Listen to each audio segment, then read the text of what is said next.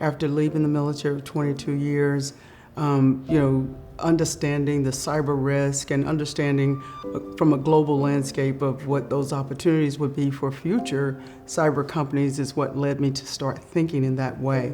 So when I left, I knew I was going to be an entrepreneur. At that point, I knew how to build teams, and when you've built organizations and you've done teams, being an entrepreneur was a no-brainer for me.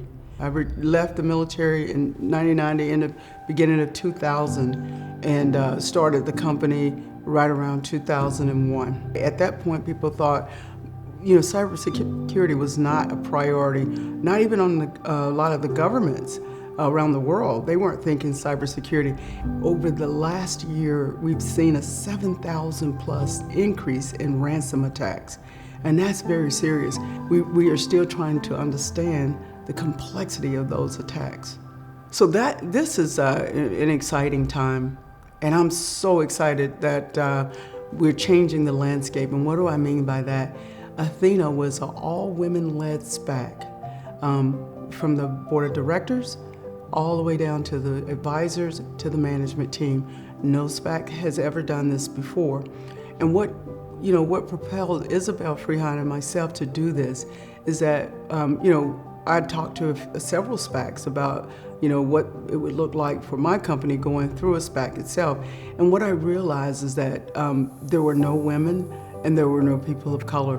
And I thought, wow, what would this look like if we did an all-women-led team from all backgrounds in all industries with the expertise that you would need in a SPAC or any company would want to merge with.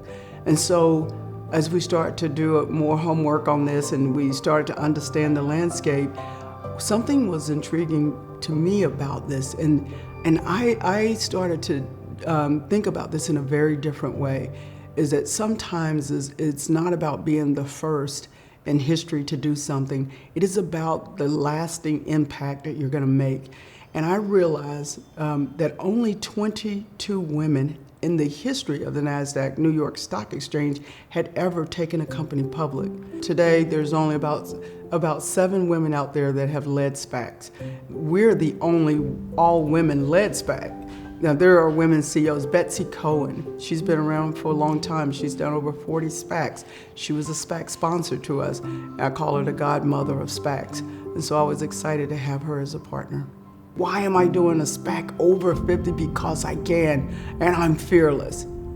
I've always been fearless. Age should not change that. And if anything, being over 50 should propel that. I should be more excited now to do stuff that I haven't done before. In order to play the game, you have to become a student of the game. And once you become a student of the game, you cannot be denied the opportunity to play. And so I think more women are playing the game in the SPAC world now because we understand it. And so we're excited to coach, advise, and mentor other women to ensure that the industry does change. If you think about the journey that you're on, and that's male or female, is that sometimes the journey is never meant for you to take it alone. You're gonna come to a fork in the road in your career and someone's gonna need to shoulder up with you to get you through that rough time. You're gonna come to a fork in the road where there is a life change, a disruption, a distraction, a detour. I call that the valley of the 3 Ds. Everybody hits them at some point. Who do you go shoulder to shoulder with that during the time that you really need to get through, whether it's a tough time or really navigate through what could be an exciting time? And so Viola Davis and I started Shoulder Up, and it was really primarily to use your economic power and your social impact to create change in the lives of other women. My goals for the next 5 years is to focus on the legacy. I think very few people live in their legacy. If you're chasing the dollar, you've missed an incredible opportunity.